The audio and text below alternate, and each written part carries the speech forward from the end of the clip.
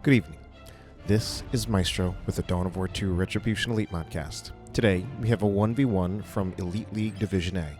We are going to start out on Calderis Desert, and our first player is going to be ManOfFaith, better known as Tex, playing as the Grey Knight, or rather the Ordo Malleus Brother Captain, a tanky melee hero who cannot be knocked down or suppressed. His opponent will be Asmondeus. Asmondeus is going to be playing as the Warlock, a melee hero who can become a spellcaster or a melee tank. So,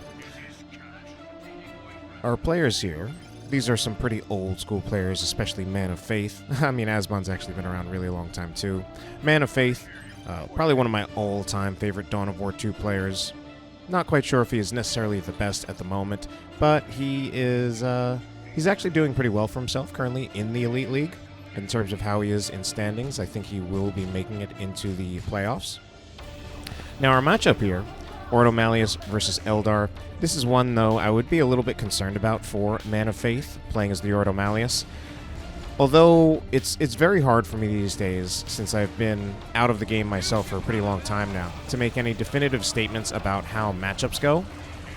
This is a matchup where I am very tempted to basically have my own opinion on it, which is that I do personally feel that it does favor Eldar. Grey Knights have historically, and it even goes back to when they were first introduced and were actually called Grey Knights instead of the Ordo Malleus, have typically struggled with melee units in Tier 1.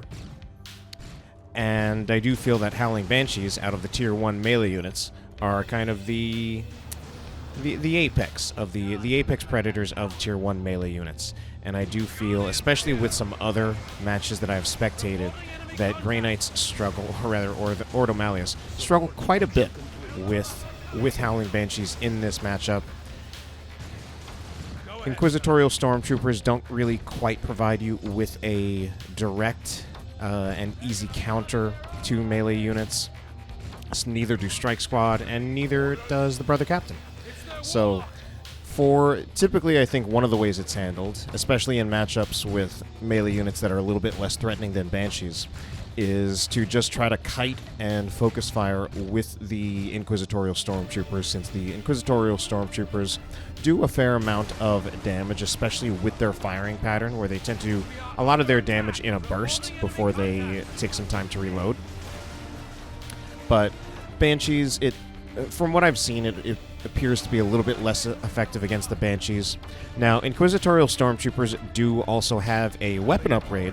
Well, they've got two weapon upgrades, but specifically in this case, I'm referring to grenade launchers, something that could theoretically help because of the fact that it can disrupt by knocking down, but a little bit unreliable for that purpose, and especially for something like a melee unit, it is something that a skilled opponent could see it coming and just kind of dodge it, since it's a very slow skill shot ability. So that is why we do see ManOfFaith going for a Purgation Squad. Purgation is a very interesting unit in that, although you can kind of think of it of a Devastator stand-in, I actually think it's pretty unique in terms of how it functions compared to other races. And I would say no other races have a unit that functions quite like this, where it is both your control unit. Oh my, what a grenade! Wow, that's a full wipe! Wow. Where it is both a control unit and a flamer unit, which does make it pretty distinct. So, although we'll pause just a little bit to talk about that grenade, since Inquisitorial Stormtroopers, they only have 100 health per model. They're actually pretty squishy, so a well-placed grenade was actually able to take out the full squad. Now, typically for most other races, their Tier 1 control unit is going to be a suppression team. Things like Heavy Weapon Team, Devastators, Havoc, Guardian Weapon Team. Obviously, Tyranids are just a little bit different. Meanwhile, usually Flamer units, to the extent they exist on other races, are usually short-range units, which are good at doing spread damage and also good for burning down generators. So you get an interesting mix of both control as well as that spread damage, which can be effective against infantry units. Now, there we did see the Purgation Squad attempting to counter the Howling Banshees. They used Purge by Fire, which was an ability that held the Banshees in place, and then they tried to just burn them down. But we did see that eventually the Howling Banshees were able to just stand in the flames long enough that they were able to get up, knock over the Purgation Squad, kill one of the models, and then the Purgation Squad wasn't even safe until it got support from both the Brother Captain and the Strike Squad. This could actually be the end of the Brother Captain. Okay, no. Luckily, he wasn't able to... He was able to get out of the firing arc of the Guardian weapon team, although he still went pretty low. So, this might be why we see 2 purgations. It did feel that that single purgation was inadequate for dealing with the squad of Howling Banshees. And here, yet again, we do see the purgation being used to burn down the generators. Purge by Fire will probably come out here. Nope. I don't know if it's still on cooldown or if he's just not paying attention, but this is really dangerous because this could actually mean the end of the squad. That's why he's attempting to get in there, trying to stall out with the strike squad, draw some of their attention. That's probably going to be it's the end of the purgation squad. So pretty unfortunate losses by Tex, having a rough start to this game, and I do feel that this is a rough matchup. Already losing 2 full squads. Asmon now with the lead, 458 to 387. In victory points.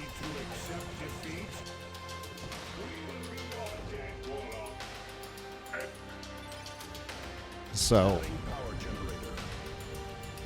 obviously our game is still going, even though our spectators do feel, one of them even tried to call GG. Asmondeus already going to go into Tier 2. There was some light generator bashing attempts. I'm not sure if any generators were even finished here. Maybe this is a new generator that replaced one that was destroyed, but it definitely wasn't a very strong generator bash. So Asmon definitely in a nice position with having kept pretty much all of his squads alive. He didn't suffer any significant losses, whereas ManOfFaith, Tex, suffered 2 full squad losses. Not really typical, and usually if it does happen, you're in a pretty bad position. ManOfFaith, or Tex, also pretty behind in tech at the moment. He is about to have enough resources to start his upgrade to Tier 2, but, I mean, he's probably going to be starting that upgrade around the time Asmon will actually get to Tier 2. So Asmon does have some opportunity to put out a vehicle. My expectation to try to capitalize on the advantage, which he probably does have some sense that he does have that advantage, is that he will probably go for a Falcon. That's my best guess.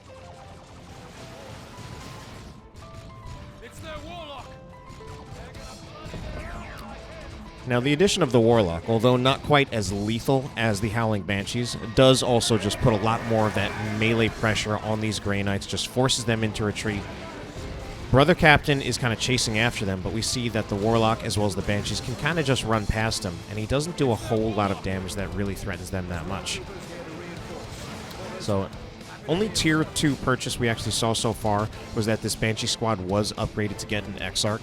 So, pretty sensible, considering that Exarch is just going to increase the damage of the Howling Banshee squad even further, make it even more lethal than it already is, and we've already seen the Banshees get a huge amount of value in this game, even in their Tier 1 form without the Exarch. Triple cap already for Asmon. He's got a bigger army. He hasn't lost units, so he's been winning engagements as well, so it makes sense that he's got this lead. He has better control of both the victory points as well as the resource points, with Tex really only having his natural power farm as well as a natural requisition point. He's trying to get back out on the field to do something about this, but obviously it's not going too well for him at the moment. Purge by Fire going to be used again, but once again, okay, Purge by Fire is used, and they're burning down the Banshees. Okay, this time it actually does work out in favor of the Purgation Squad. Vindicare Assassin is going to be coming out for ManOfFaith.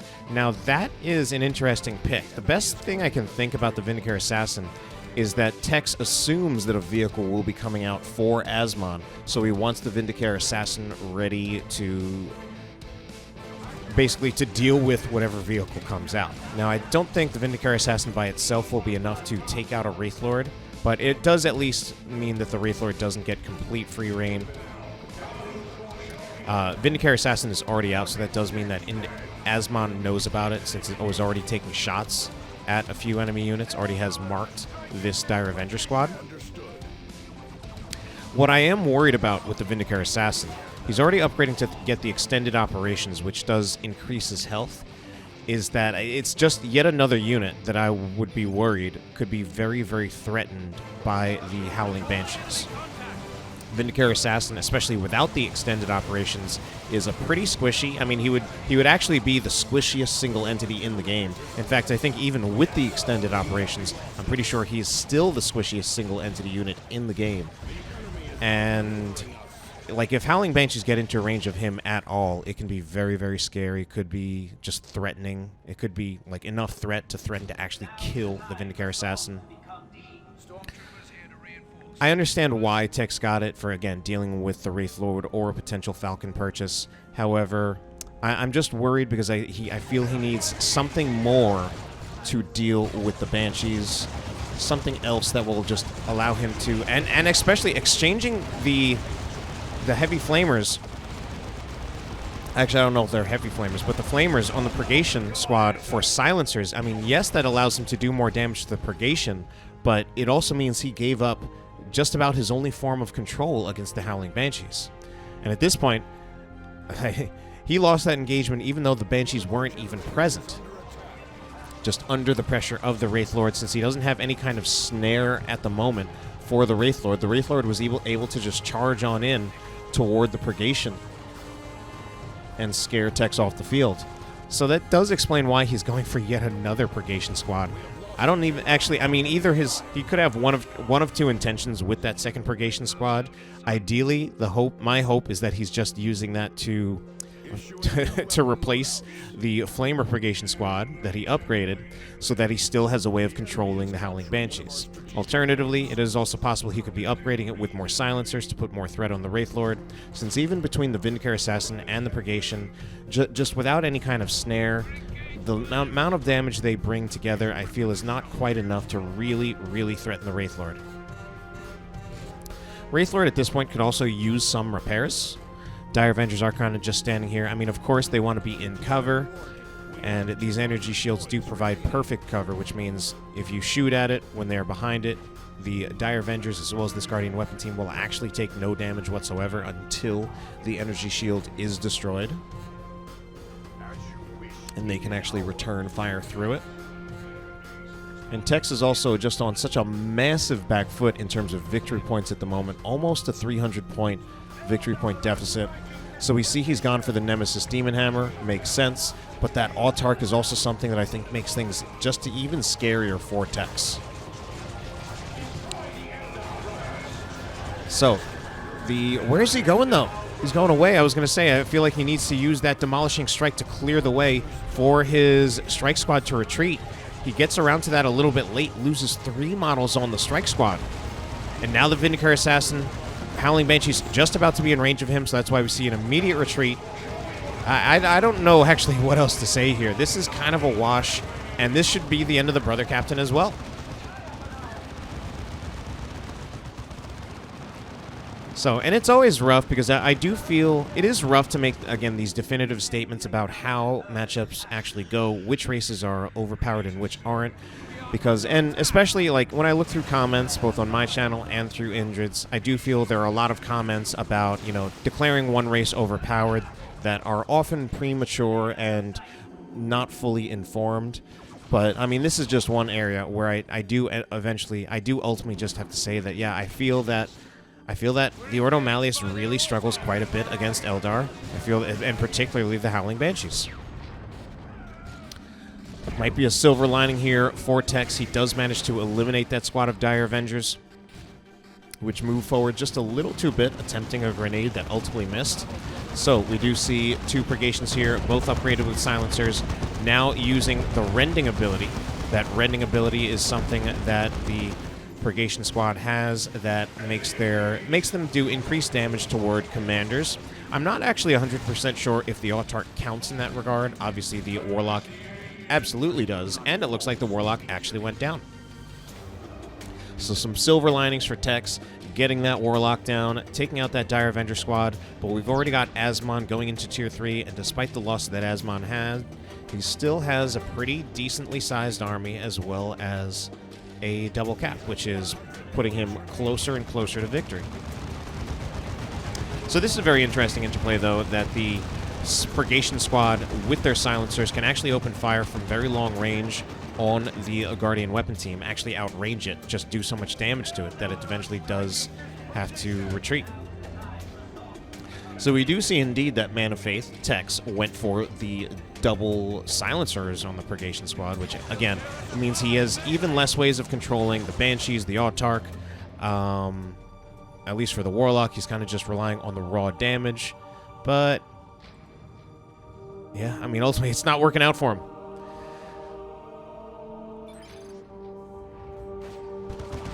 So, at the moment, Tex will get a double cap back. Looks like the Howling Banshees are infiltrated. But the Autarch does manage to jump on in. Warp Throw was attempted by whom, actually? I'm not actually sure. It looks like Warp Throw.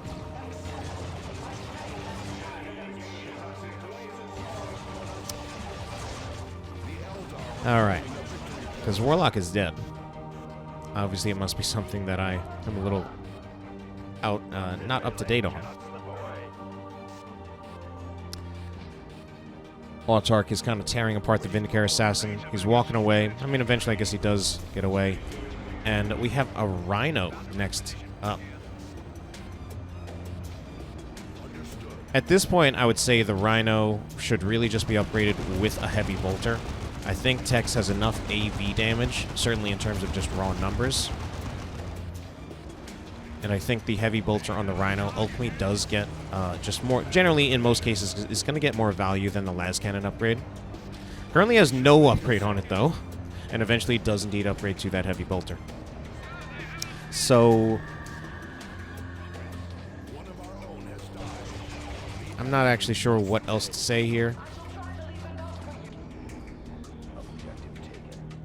Tex still kind of in this game, but it hasn't been good for him for most of the game. Asmon in Tier 3. Currently not getting a Tier 3 unit. It looks like he is not going to go for a Fire Prism, so my guess is he actually wants to go for... no, actually, I was going to say an Avatar, but I actually think the better choice would be to go for Seer Council. You know, I talked about the struggles about Howling Banshees for the Ordo Malleus. I think if Seer Council are put out on the field along with the Autarch, the Howling Banshees, and there we go. There is the Seer Council purchase.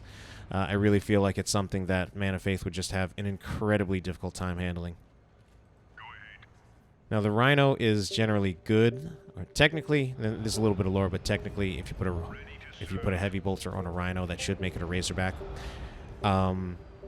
Technically, the Rhino does okay against most of the infantry units because it can kite most of them and do a lot of damage.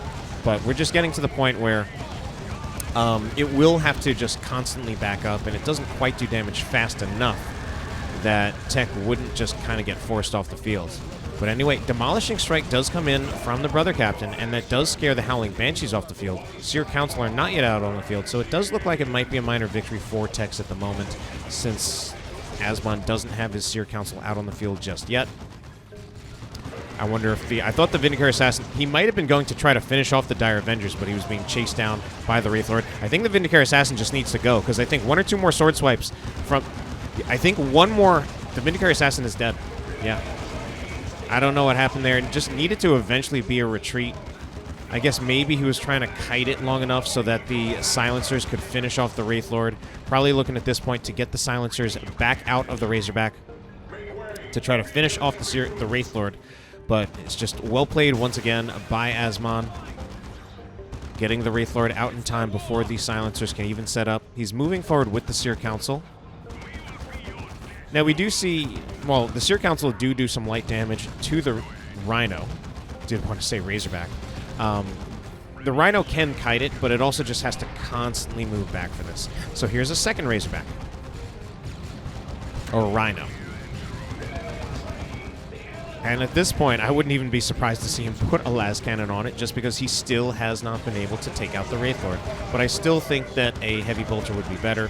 More importantly, though, Tex is out of time. Oh, you know what? I think he just lost. With that decap, I don't think there's enough time for Tex to get the decap on either victory points. So I'm pretty sure this will be Asmon going up one game in this series.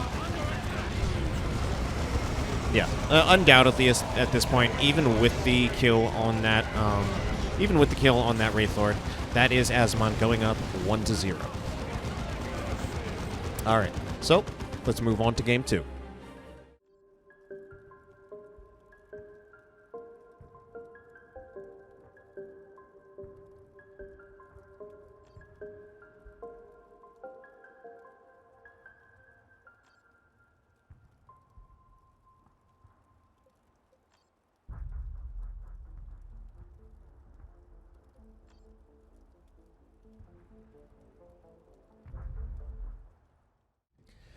For game number 2, we will be going to Civil Frontier, and this time, ManOfFaith, better known as Tex, will be playing as the Kommando Knob. Kommando Knob is a sneaky orc with bombs, guns, and knives, and his opponent, Asmon, this time, will still be playing the Eldar, but he will be switching over to the Farseer, a support hero with buffs, debuffs, and area of effect control spells. So, this next matchup, we do see ManOfFaith. Now, of course, as I've already mentioned in other cast of the Elite League, players do need to switch their hero every match, regardless of the outcome. You can't repeat the same hero in a second game. And although that is just part of the rule, I also think this switch over to the Kommando Knob is going to be very beneficial for Tex. I honestly think Orcs and the Kommando Knob just going to be a better fit for him and something that he's probably just straight up better at than the Ordo Malleus and the Brother Captain, and I think it's a better matchup. Now, one of the big differences here is that, you know, we talked about how much he was struggling with those Banshees. At the moment, Tex actually doesn't have a great Banshee counter, but eventually we will see both of these shooter squads upgraded with big shooters, which gives them access to the aiming what's that ability, just an on-demand suppression ability, and that is something that by itself will probably let Tex control the Howling Banshees better in this match than he did in the previous match. Now, theoretically, the Purge by Fire ability from the Purgation squad does work a little bit similarly. However, the way shooters work, first of all, since they are more of a bread-and-butter ranged unit, and they are a power-free squad, that means they come out onto the field earlier. They're often paired together, so you have one of those units, one of those shooters will use aiming what's that. The other one can put in some of that damage on the Howling Banshees, which is what would eventually pressure them to retreat, as opposed to, you know, we saw a few times in that last game where squad of Banshees would get slowed or even just snared by the Purge by Fire ability, and then that would just mean that they eventually they would just kind of wait it out and then just approach again once the effect wore off. There we see the Howling Banshees that time were actually just scared off just by the sheer damage that the shooters do. And since these shooters are also a very high DPS tier 1 ranged unit, that's also just another way they can work where they might be able to do so much damage to the Banshees before they can even get in.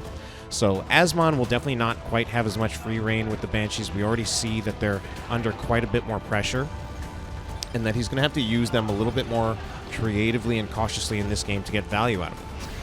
ManOfFaith already with a better start, although Asmon still with significant victory point lead. He's got a bigger army. And this Kommando Knob right here, he can also theoretically provide some help with just dealing with those Banshees.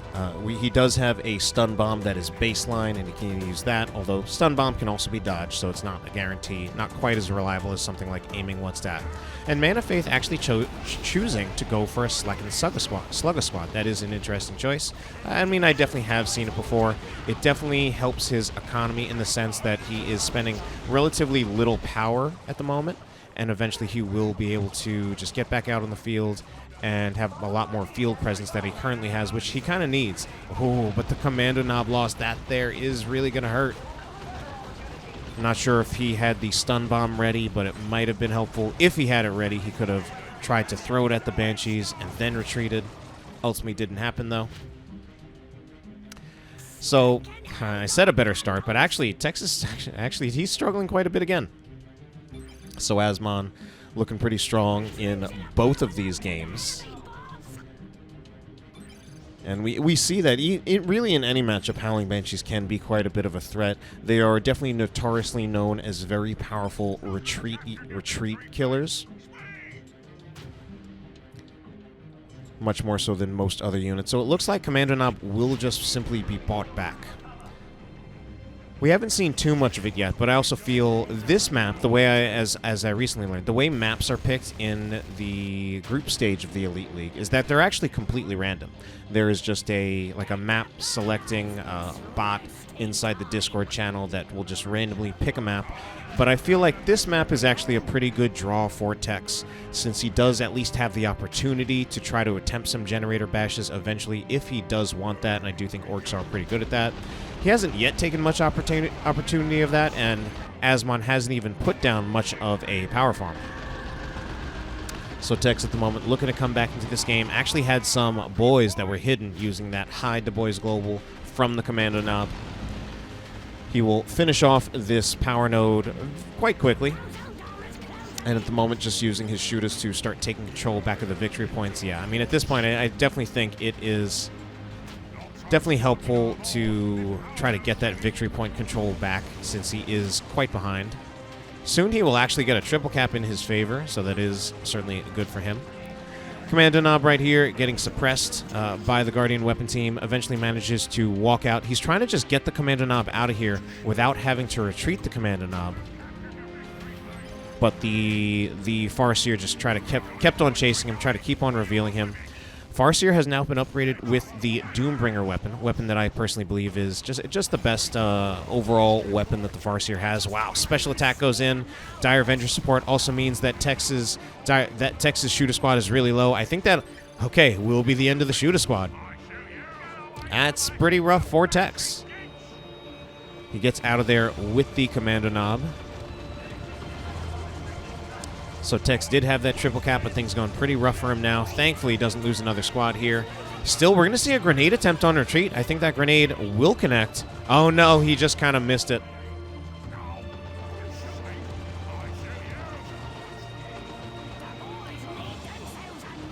So victory points should soon be evened out at a 1-to-1. These shooters will eventually have to go because we do see the Guardian weapon team setting up. Yeah, they just have to go. There's nothing else they can do there. So Kommando knob. I did want to talk a bit about that Kommando knob. Kommando knob is interesting in that his starting weapon is quite powerful out of all of the tier 1, not of the tier 1, out of the ranged commanders. He has a pretty powerful baseline weapon. In fact, if you really want anti-infantry range DPS, it's actually best to keep this starting weapon on the Kommando knob, since his other weapons serve very, very different purposes, and none of them actually provide quite the same level of anti-infantry range DPS as his baseline weapon.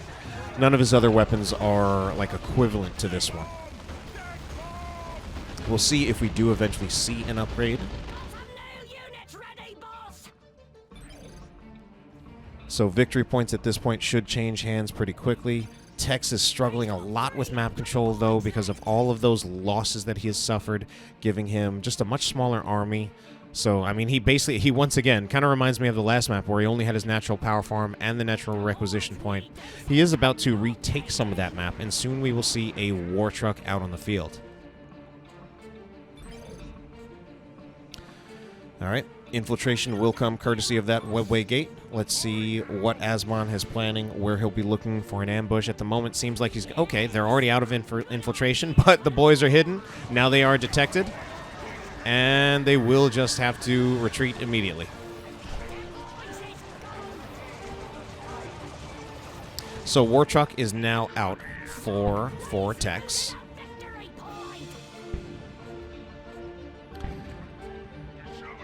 This is a beautiful looking war truck with just whatever the skin or army theme is for this orc clan.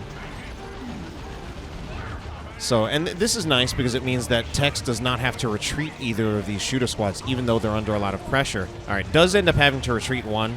Probably meant to get into the war truck, much like you got the first one in. And it might have just been a micro mistake there. So this war truck just going to give Tex the opportunity to... I mean, what he can do is he'll drive around the war truck, shooters will step out, just do damage. If the shooters start to be threatened, like if it looks like they're about to be suppressed or if the Howling Banshees will approach, shooters just get back in the war truck, and then the war truck drives away, finds a better position for the shooters to just get back out again and start unloading their damage. At the moment, I do feel it actually is a slight compositional advantage 2 ManOfFaith as long as he can execute just kind of the basic subroutine, or not subroutine, but just routine that I had just described there. Eventually, he will need the support of the Sluggers as well with that War Truck. Ooh, is this Kaboom? That is Kaboom! One of my favorite war gears. Although now he's also shown Asmon that he has it, which does make it a little bit less... Certainly, this Kaboom war gear is not that common for the Kommando Nob. It's something where he just creates an explosion right under his feet.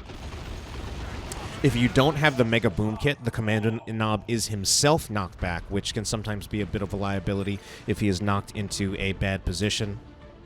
But so that must be why. That's basically why.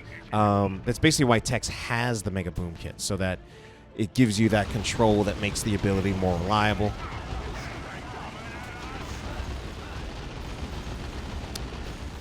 That ability is cool. It can be used to counter melee units if they do swarm around him. As we also saw, it can be used to do a lot of damage to units on retreat. You don't necessarily see it that often. Sometimes I wonder just how good of an ability it really is. It certainly looks cool, and I love seeing it anytime it is picked up. Slugger Boys looking to be charging in. Unfortunately, they do not quite... Are they even tying up the Guardian Weapon team? I'm not even sure. Okay, they do manage to get the Guardian Weapon to be forced off the field. Taking a lot of losses, though, from this Wraith Guard until they finally tie them up. They're actually in a huge amount of trouble now, but they are getting reinforcements from the War Truck.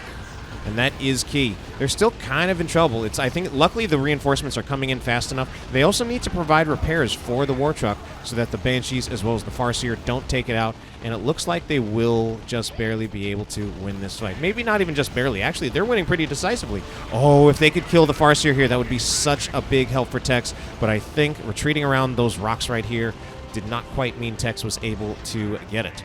Now, what should happen, though, should be a full Generator Bash from Tex at this time. Actually, I should be a little bit more cautious about what I say about that, since Asmon is getting back out on the field. Oop. We do see the Wraith Guard opening up. They will be infiltrated. And repairs have not come in on that War Truck, so Tex is not daring to approach when he knows that one volley from that Wraith Guard could actually kill the War Truck. It's probably why he intended to have... why he got that second squad of Sluggers back in Tier 1. Probably intended to have that around to just work things a little bit better with the War Truck. So I'm going to assume he had a War Truck plan even all the way back in Tier 1. These transport units are something that you don't necessarily see them as much in 3v3 games, especially more mid or low-level 3v3 games, since these are rather squishy vehicles. But in 1v1 games, and especially high-level 1v1 games, you do see transport play quite a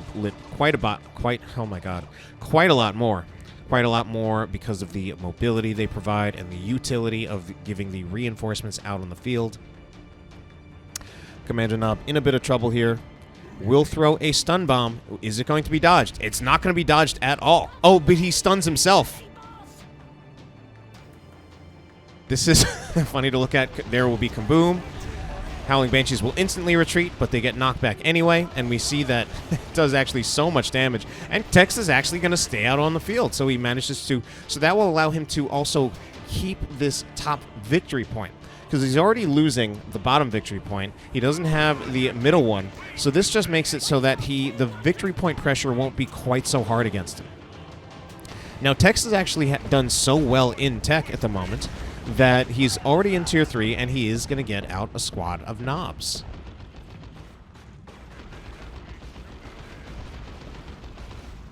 Now, if Tex really wants, he can put the Nobs inside the War Truck. It does allow him to just kind of deliver them to the front lines quickly.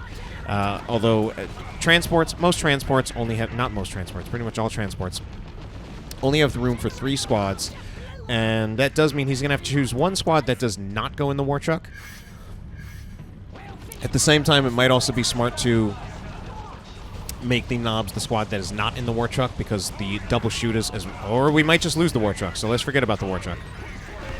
Never mind. I don't know what that was about.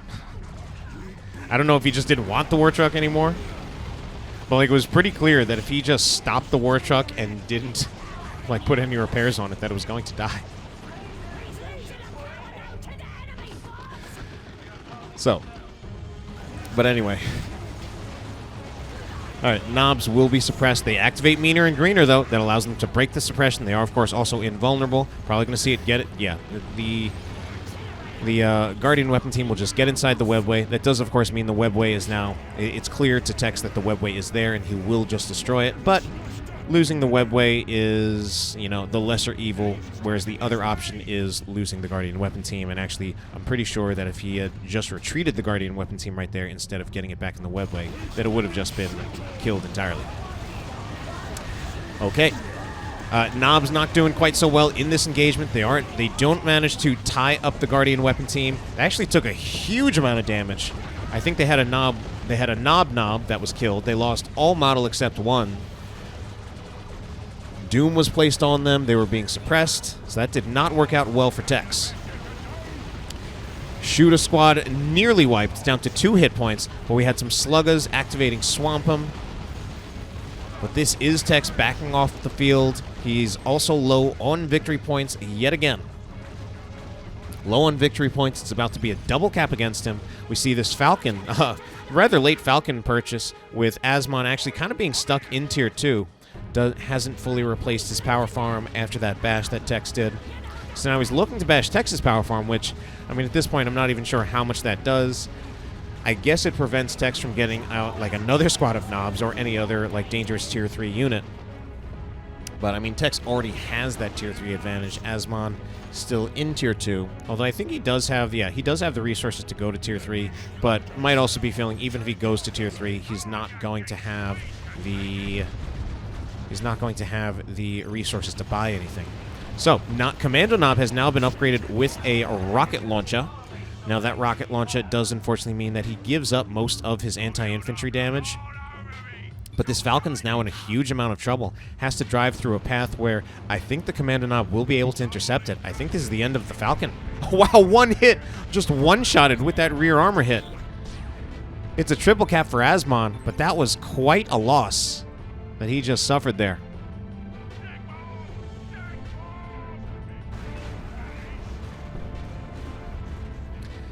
So Tex will get the victory points back.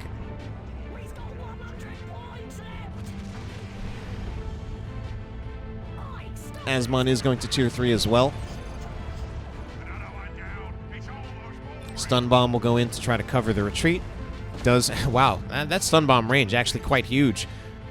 Might be partly because he does have that Mega Boom kit, and that will allow him to get out of there. And he gets out of there without having to retreat. That's pretty much the important thing. One of the biggest differences between, like, higher level players and players, I guess, who are not as high level is being able to manage your retreats. As much as retreating might seem like an easy mechanic that, you know, other games don't have, it also does kind of have its downsides. And at a higher level, there are times when you want to minimize unnecessary retreats. Now, I mean, one of the liabilities of retreating is that you do take more melee damage, and we do see the Kommando Knob killed right there. Still a triple cap for Tex, so he's still definitely in this game. Actually, wow, he's more than in this game. I didn't realize how many losses Asmon had taken.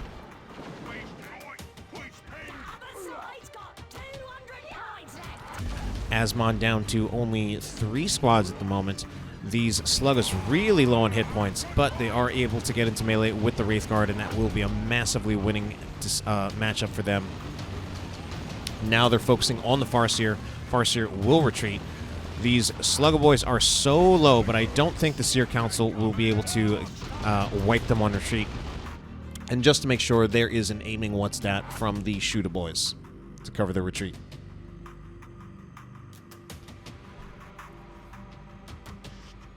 Actually a triple cap for Tex at the moment.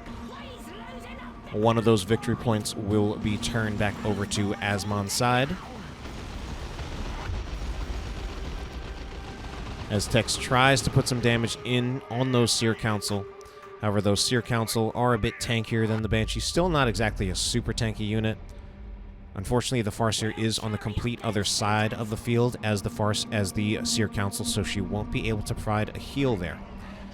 It does mean that eventually, even though these Seer Council, again, have a decent amount of hit points, they will eventually kind of just have to be forced off the field by attrition. Does look like I missed another cast of Kaboom. Just what a fun war gear. And we actually see the Kommando Knob now switching to the Special Shooter. So he had gotten the Rocket Launcher, but the main reason he had gotten the Rocket Launcher was to deal with the Falcon.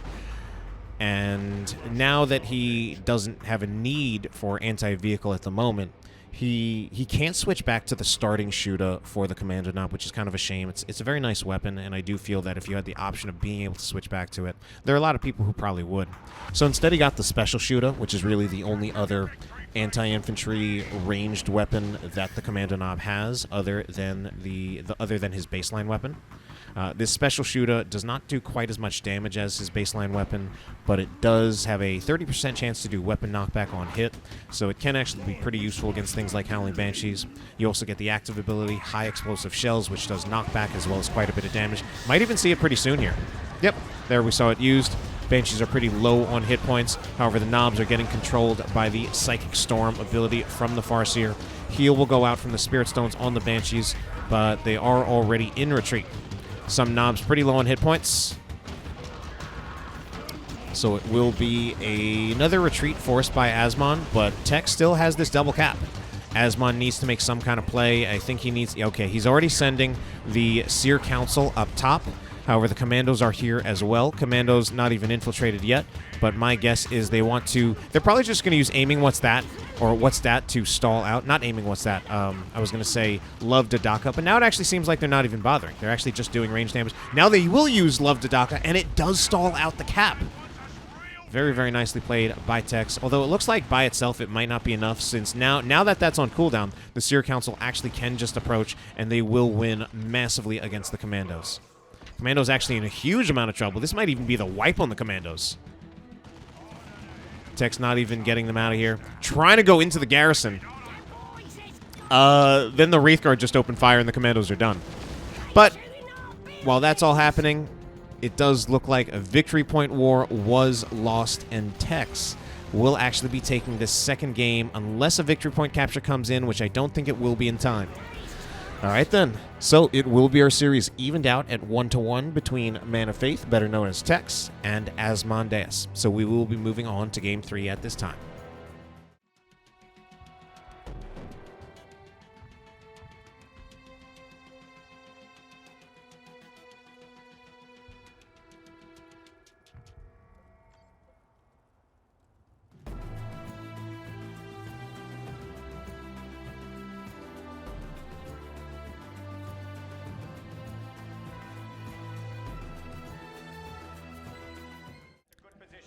So, for our third game in this series, it's going to come down to a Space Marine mirror on Greentooth Gorge. Asmon this time will be playing as the Force Commander, tanky melee hero with Battle Cry, an ability that both buffs and disrupts. And ManOfFaith this time will be playing as the Apothecary. Oh, even looks like they both went for the exact same army skin. I'm pretty sure. Apothecary, a healing commander, has a targeted heal, a passive heal aura. Later on can get much more powerful active heal. So Space Marine Mirror, obviously, we get completely different matchups every game. Since players, it's mandatory for them to play a different hero in each game. And so far we're going to see double scout builds for both players. That is something that it's been typical for Space Marines in 1v1 since pretty much the beginning of time. These scouts just giving you better map control, eventually the utility of either being able to upgrade to shotguns or sniper rifles, usually more often shotguns. Actually, ManOfFaith canceling one of those scout squads, so maybe not. And then particularly on this map, Greentooth Gorge, this is one of the few maps that does have quite a few garrisons. A lot of these cliffside garrisons, and then even these not cliffside ones. So Tech's actually indeed going to go with a double tack build instead. That is actually quite a bit less common, although you get a lot more range damage out of it. You get a much tankier unit out of it. You don't get quite the same level of map control because tacks are not as fast as scouts, and of course you don't get the aforementioned utility that I had talked about. I think part of the reason this is that that ManOfFaith is going for this tax squad is that I do think it synergizes a bit better with the Apothecary than it would for other heroes, since the Apothecary does have that healing ability. Although he can only heal 1 unit at a time in Tier 1 with his active heal, even just the passive heal aura, if both of these attacks are close to the Apothecary, will just give the tax a lot more staying power than they would with any other Space Marine commander. The downside to this is, in order to get the value out of the tax squads in the way that I had just suggested, would mean that he would need to keep them together with the Apothecary most of the time. And at the moment, it actually looks like he's not even doing that. So it would also mean that he would have the edge in terms of just straight-up range fights. ManOfFaith would have more overall DPS.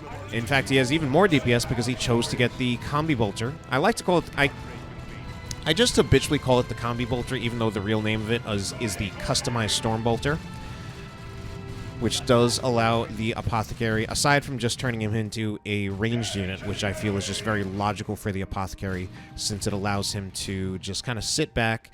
He can just passively provide damage to the fight, and he does provide a decent amount of damage, a little bit more than 2 tac models. And he can kind of hang back a little bit more safely, where he can just provide his heals to the squads that really need it, which is typically your tax or your assault marines. Although we don't see it yet, and Asmon a little bit low to put down his, a little bit, not low, but a little bit late, I think, to start putting down power generators. ManOfFaith not even really putting down his, so I wonder what they're going for here. I generally would expect, actually, I would still expect both players to go, my god, what's with these scouts? They're going to go down here. I don't know what that all was all about, but ManOfFaith is actually going to lose one of his scout squads there. That was really strange. But, okay, so he's going to replace the scout squad. Yeah, I mean, he pretty much needs to. At least one scout squad is necessary in the long run. I would expect both of these players to eventually get Assault Marines. Okay, we already see Assault Marine purchase started by Asmon. ManOfFaith doesn't have the resources for it yet, but I do think we will eventually see it. Now, part of what I think I should have remembered that probably better players who are more attentive and might be watching this have pointed out is typically, since Assault Marines, although they are a Tier 1.5 unit that does cost some power, they're also a pretty requisition-heavy unit, so usually part of the way the build order kind of goes is that you don't put down your full power farm. If you are going to go for Assault Marines, you put down the node. I think usually you do want to put down like 1 generator, and then you wait until you have the requisition to get the Assault Marines, and then after you get the Assault Marines, that's when you put down your full power farm.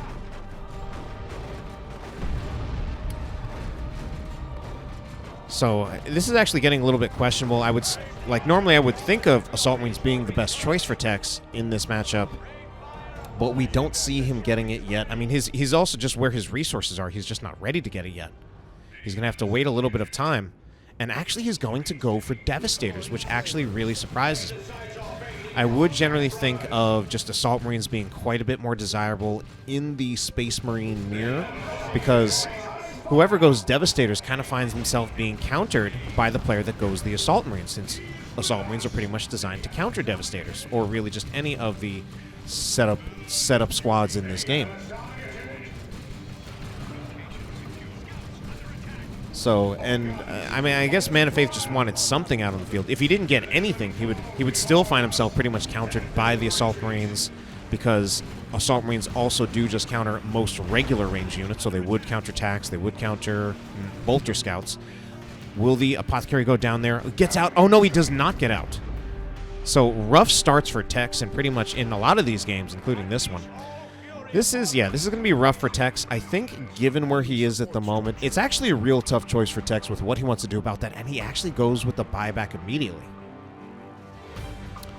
So obviously his alternative as an Apothecary player was he could have waited for enough red to use the Laraman's Blessing Global to just revive his Apothecary that way. And ultimately, although I think buying back the Apothecary with Requisition was the lesser of two evils, as we see the Assault Marines jumping in, ultimately just winning that engagement. Neither situation is optimal. I think a lot of people would feel like, well, wouldn't Laramyn's Blessing be better? Use the red instead. And in many cases it would be, but the problem is that Man of Faith is still about 50 red away from being able to use Laramyn's Blessing. And since this is a Space Marine mirror, just one of the ways this matchup typically works out is that you don't really have as many kills in this matchup as you would in most others because Space Marines are generally a bit more durable. Attacks are durable, Assault Marines are durable. Scouts, not quite as much, but part of the way you play Scouts is taking advantage of their movement speed to really minimize the losses that you take with them. Shotgun Scouts here will win over Asmon's Shotgun Scouts. So I don't think it was really reliable for Man of Faith or Tex to wait for the red to get his Apothecary back, because that probably would have been a long time where he's trying to fight without the Apothecary. Instead, he gets the Apothecary back so that he is immediately more able to take fights with the Apothecary's healing abilities than just trying to fight without the Apothecary. The disadvantage to that choice that he made, and why I said it was the lesser of two evils, is that it's using the Requisition instead puts him quite behind in tech. He still hasn't even started Tier 2. Asmon is just about to get there. Bolter Scouts for Asmon, really low on hit points, though. They need to get out of here or they will die, and Asmon just kind of lets them go. Probably an accident. Micro accident, so kind of a silver lining for Man of Faith. That might help to get Man of Faith back in this game a little bit, but Asmon still has the tech lead. He's still in Tier 2 first, can start putting out a Razorback real soon to try to take advantage of his tech lead. Tax in cover will eventually finish off a generator, but they will immediately be jumped on by the Assault Marines. Asmon is telegraphing that he is already in Tier 2 with the Assault Marine Sergeant purchase, but of course he just wants that to make those Assault Marines just that much more threatening when they do jump in, since they'll be both tankier as well as doing more damage, since the Assault Marine Sergeant, aside from just being another model, also does have a power sword. Apothecary will go down yet again. That time, I believe he was revived with the Laramyn's Blessing Global. So this time it is Man of Faith with that significant victory point lead, 405 to 308. About to be a triple cap in his favor, although probably won't last very long. Might not actually ever be a triple cap with Asmon getting this victory point back with the shotguns. So wow, Asmon, so again, with the tech lead that he had, Asmon about to get a Dreadnought out on the field, whereas Man of Faith is only just about now getting to Tier 2. I do like the scout play from Man of Faith, where he's using these fully upgraded scouts, but he's not trying to actually use the grenades out of infiltration, which is definitely what a lot of people would do. I think he's kind of just trusting that Asmon, although we saw Asmon lose his scouts unnecessarily, it's kind of very high risk, high reward to attempt to use the grenades this way against an opponent who might just dodge the grenade entirely, especially since scouts do passively move faster than most units. So what Man of Faith is doing is he's just using his scouts with shotguns and just ambushing with the shotguns.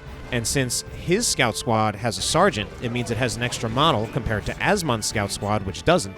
So it's pretty much just guaranteed to win the head-to-head fight.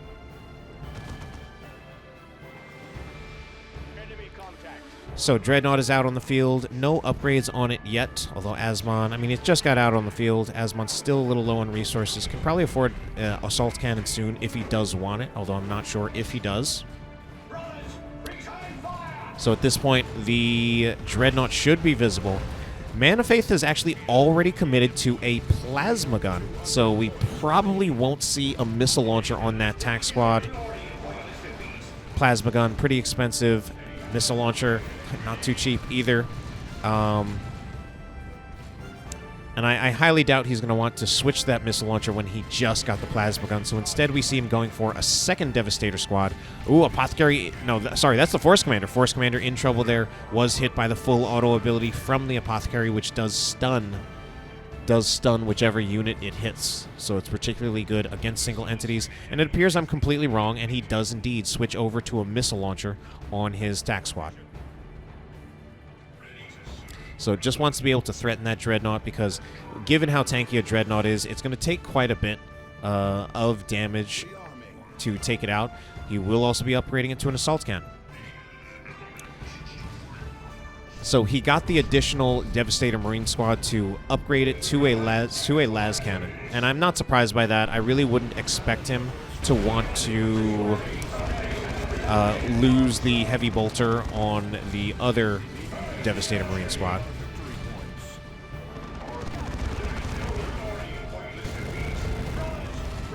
Asmon able to keep the Dreadnought alive for now. Wow, Dreadnought is actually really low.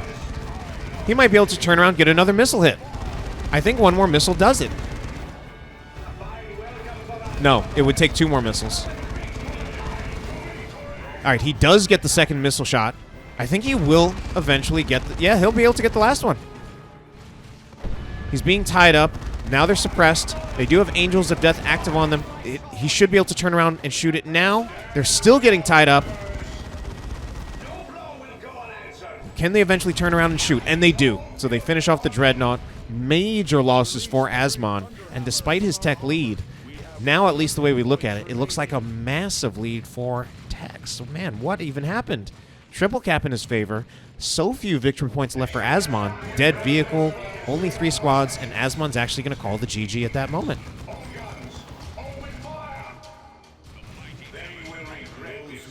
So that will be the series in the end, going in favor of ManOfFaith, better known as Tex. Hope you enjoyed it, and have a good night.